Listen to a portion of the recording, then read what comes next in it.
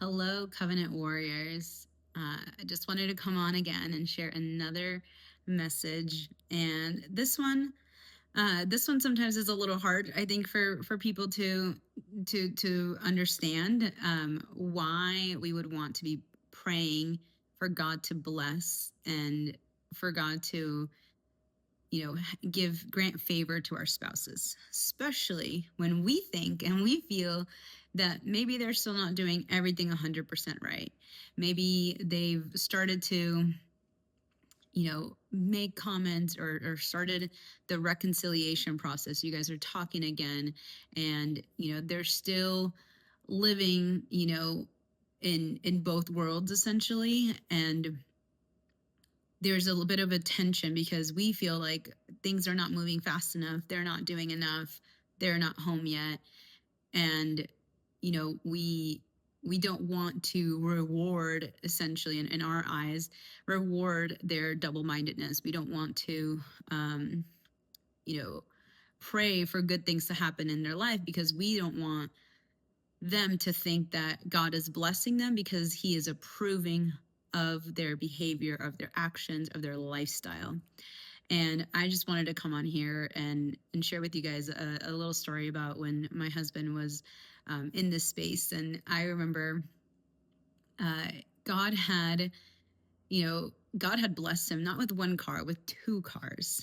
And I was in such a space of just like, I was so irked. I'm like, Lord, he's supposed to be home and we can figure all this stuff out. And why does he now have two cars? Like, and they were two really nice cars that he just got, for free. Friends had let him borrow two cars.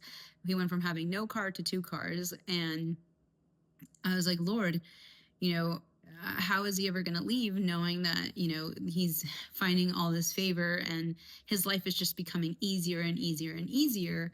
And that's when the Lord gently rebuked me and said, it is not up to me to decide how he's going to bless his son and how he's going to reward his obedience. Because while I couldn't see it, there was stuff that he was doing behind the scenes that he wasn't even telling me, because his big fear was that if he told me, then I would then try to hold him accountable to what he was saying. So when he was operating in the background silently, God was seeing his heart and what he was doing and the things that he was thinking about and the things that he was, praying about. And so that was a wake-up call for me to then realize that it's God's kindness that leads to repentance.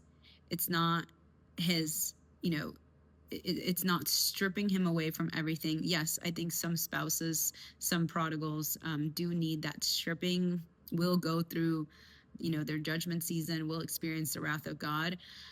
But then God will begin to give them back certain things. He will begin to bless them again. He will begin to give them favor. And I think as the standing spouse, it is really important to check our heart posture and not get jealous, not become envious, not become self-righteous, and just really stay centered and grounded and ask our spouses, like, hey, what are some things that, I can be praying for you? And just hearing them out. It may be something totally unrelated. It may be nothing restoration related. I remember for my husband at that point in time, it was this business idea that he had, and then it became from a business idea to then a business opportunity. And I began to really pray into that for him and begin to declare, like, yes, this is going to work out. This is going to happen, and God started to giving me vision for what was going to happen with this business opportunity. So I started to pray into that even more, and just seeing how God promoted and elevated my husband in that moment before coming home and arranging all the things that needed to happen. And I couldn't see it at the time, but looking back at it now, it's like all these little things needed to fall in place before he was able to truly come home. So I just want to encourage anyone who may be experiencing that, you see communication has opened up between you and your spouse back. The relationship is starting to evolve.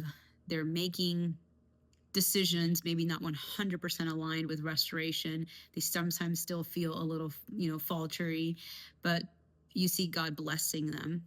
So don't be hardened by that, and don't think that God is rewarding their disobedience or rewarding their double-mindedness, but just trust that God is wooing them, that He is giving them all the things that they need to be able to carry out this assignment, to be able to walk through this.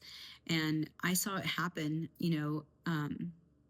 throughout our entire restoration. I mean, God made a way for him to buy another house, and God made a way for even just how the closing of the house happened and the timing of things. It was really cool to see God's hand in all of it. I could see God's hand in all of it.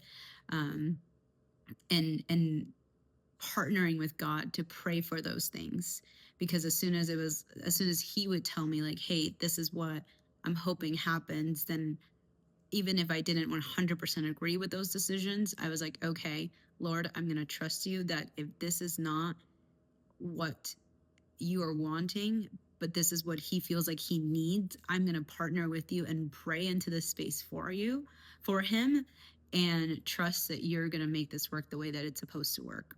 So I hope that encourages anyone.